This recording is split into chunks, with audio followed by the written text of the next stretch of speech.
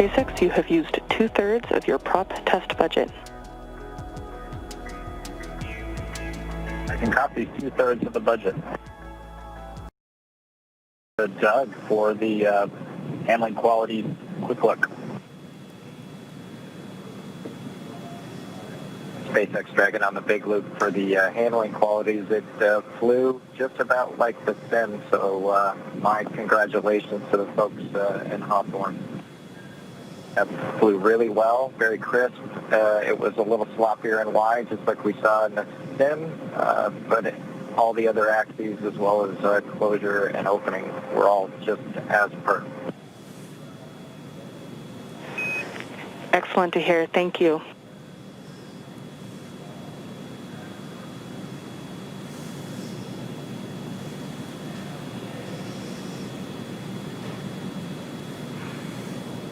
That kind of gives you an indication of sort of how the design process works. You know, Bob and Doug have had lots of opportunities to test this out and sim it and give their feedback. And pretty cool to hear that their sim experience was very similar to what they saw actually on orbit. Just, I think you said 170 meters away from station right now? Yeah, we're just 176, and I imagine as a spacecraft designer, that's exactly what you want to hear, is the way that I trained you in it here on the ground is exactly how it performed once you're there for the real thing. So the second manual piloting test in the books, Bob and Doug putting Dragon through its paces. Now we're time to put it all to where we get to our endpoint. We're ready to get Dragon docked to the International Space Station. Dragon SpaceX on big loop. The ground will be resuming approach shortly. We do plan to hold briefly at waypoint 2. So that hold point in just about 4 minutes, moving at our current pace. I think you can see a meatball and American flag on that on the spacecraft. The NASA logo, of course, referred to as the meatball. I think there was some spirited discussion about the meatball versus the worm during ascent. And those are, you can see those logos. They're that structure on the fairing structure is actually what the Super Dracos are housed in. Of course, all of those are deactivated now, only used for launch escape during the ascent portion. Nose cone right at the top of the vehicle, and you can see sort of the sealing surface. Those four circular slots right underneath the nose cone within that red ring are the Ford bulkhead Dracos. That's what we were using while we were conducting all those burns, the 5 burns to get to this point. Right now we don't have a reason to use those. We'll go for docking.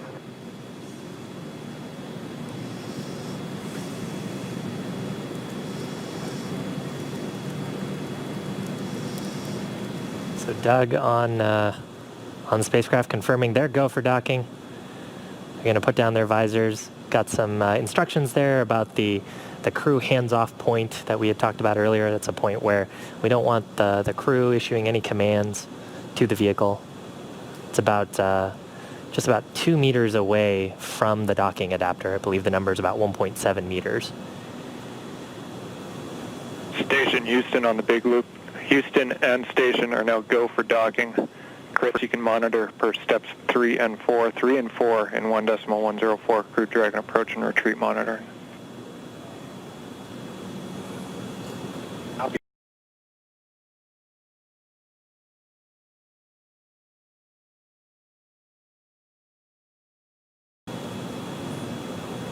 With the crew. Behind, actually, there's a view right there. You can see the station on their displays. Visors up. Doug in the left seat, Bob in the right seat. The review. Batteries, and the bottom side are the white portion is actually a thermal right around the center. You can see the forward hatch. It's got a window in it. You can see a couple of handles, and there's some features that look sort of. Next Dragon on the big loop. Our visors are down. And Dragon flying 200 meters away.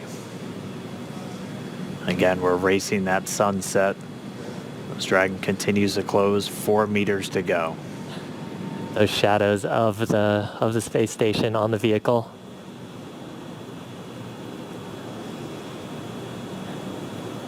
Yeah, you can actually see the centerline camera pretty clearly there, sort of with the contrast of the sun right now. 3 meters to go.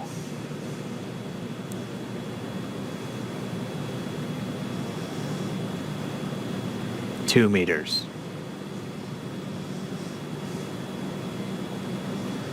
We are inside the hands-off point, the chop, the crew hands-off point. 1 meter to go.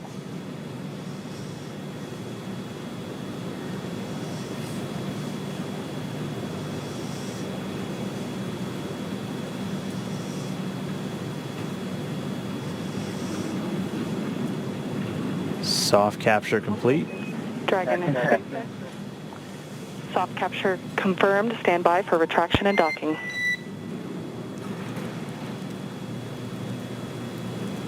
Standing by. And we just heard it, soft capture. We have docking, that coming at 7:16 a.m. Pacific time, with the station and Dragon flying 262 statute miles right over the border between northern China and Mongolia. You saw a little bit of motion there of Dragon. That was that relative motion that the soft capture system is damping out. Once that motion is clear, then the soft capture system will be retracted, and Dragon will go for hard capture.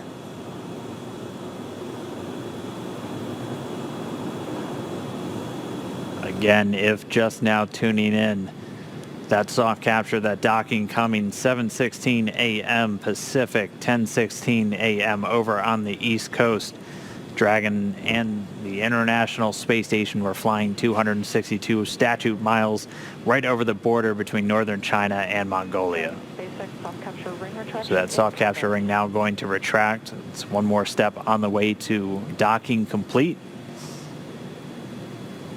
Copy. Proceed on board.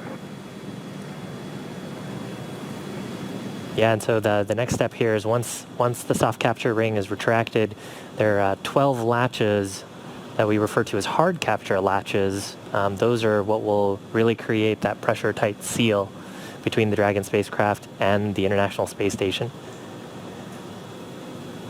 So once soft capture is complete, and I believe we'll get that call from our core here, Anna, then we'll get confirmation of hard capture, and the crew, of course, aboard have this information on their displays, so they'll also see indication of hard capture complete. And once those two steps are done, then that's docking complete. That's right, and we're expecting to hear some words from everybody. A pretty monumental moment. I mean, for Doug Hurley, he's returning to where he last docked almost 9 years ago on the very last space shuttle mission, now commanding the very first commercial spacecraft to deliver astronauts to the International Space Station. That's got to be cool for them. They've mentioned quite a few times that they're best friends. Our favorite dads in space, as we've been calling them. This has got to be really cool for them. It's got to be really cool for their families too, watching this.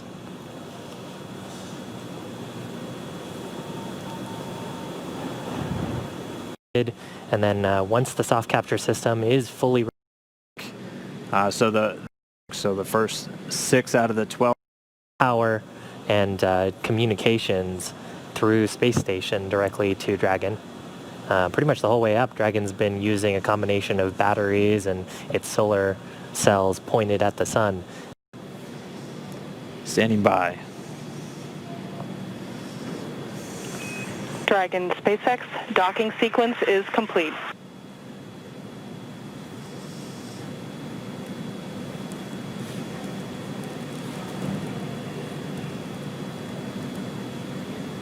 Next Dragon, we copy docking complete.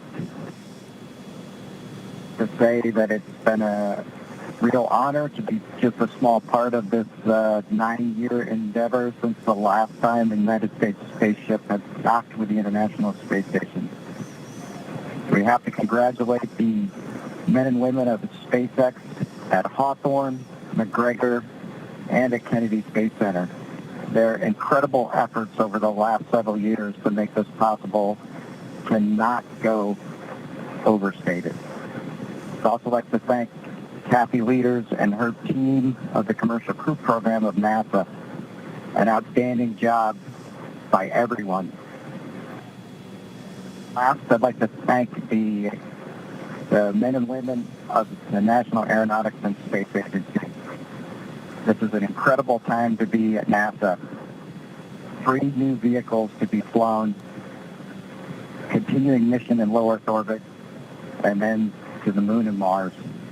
We thank you again and congratulate you.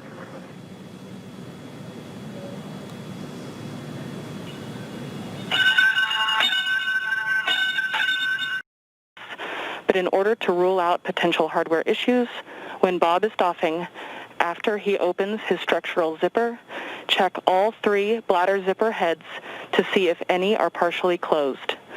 It is possible that if the head is backed off slightly, that the white tooth is partially visible or a small gap can be seen between the end of the zipper head and the gasket end. Please report observations.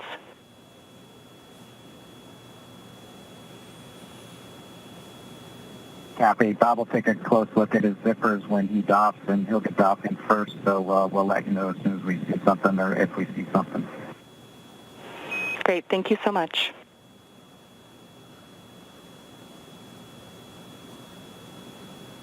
Wow. So now Dragon has completed its docking sequence. There's a number of checks. That was an absolutely historic moment. And in spite of that, the ground team's getting right back to business, talking about the suit performance. Just let us know when the interior cameras are secured. And Doug lifting off just yesterday and now in space attached to the International Space Station. Some kind words all over after docking at 9:16 a.m. Central and a hard mate just 11 minutes later. We're still not done here. We're going to take you through the pressurization sequence and eventually hatch opening of the International Space Station. SpaceX Dragon on Dragon to ground. Cabin mic check come. And I hear you loud and clear on Dragon to ground. How many? Loud and clear. Excellent. Good comm checks. We still have a lot of work to do here. We're going to pressurize the vestibule and eventually get... And SpaceX Dragon with an update from Bob. It looks like a white tooth on the leg zipper as well. We'll take a close look if we can see anything else that might have resulted in that lower leak check pressure. Copy. Really appreciate the report. Thank you. Teams behind me will be configuring the Dragon and the International Space Station to welcome Bob and Doug aboard. First, of course, the International Space Station attitude control moment gyros, really holding the Dragon in place through the hard capture sequence. We'll start enabling those thrusters and pressurizing the vestibule. It'll take about an hour until we're able to get the hatch open. The teams here in Mission Control Houston Orbit 2, led by Flight Director Zeb Scoville, will be taking us through that process.